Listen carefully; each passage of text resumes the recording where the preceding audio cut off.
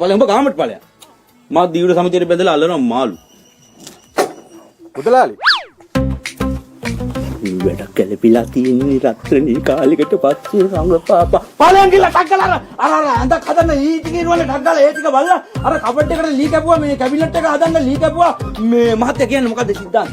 කියන්නේ ඕන ඕඩර් එකක් ටක් ගාලා බාර ගන්න. නෑ කිසි දෙයක් හදා ගන්න ඕනේ නෑ මුදලාලි. මට ගහක් තියෙනවා වට ගන්න තිබ්බනම් ඇති. ගස් කපන්නද අපි ඉන්නේ? කමන්නේ කීයක් හරියන්නේ නැත. හරි වැඩේ කරු. වාස වෙලා. ගනි චේන්සෝ. අපි ගස්න කීයක් වටලා තියෙනවද නේද?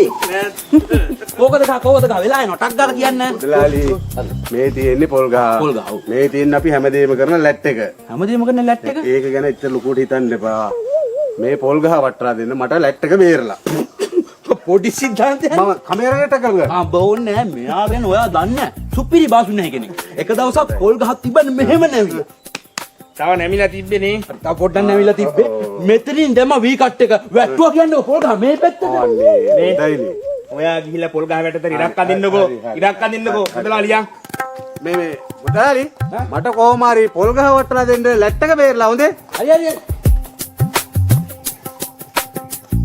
මුදලාලි ලැට් එක නම් බේරලා. ඒක බය වෙන්න එපා. ඔයා ඉන්නකෝ.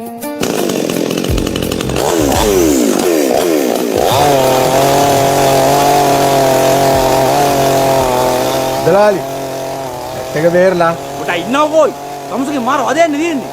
දැන් තමුසගේ විශ්වාස නැද්ද? හරි. ගහ කපන ගමන් ලැට් එකේ ඉන්නවා මම. වාසුඹ කප්පා.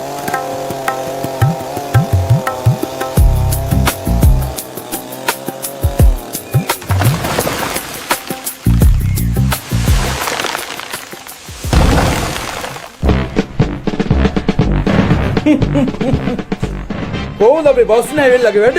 තවසේ රීවනි නෑ මම ඇතුලේ රීවේ වාඩි වෙලා හිටියා විතරයි. ලැට් එක නම් බේරලා මොනෝ ගැට වෙලා තියෙනද?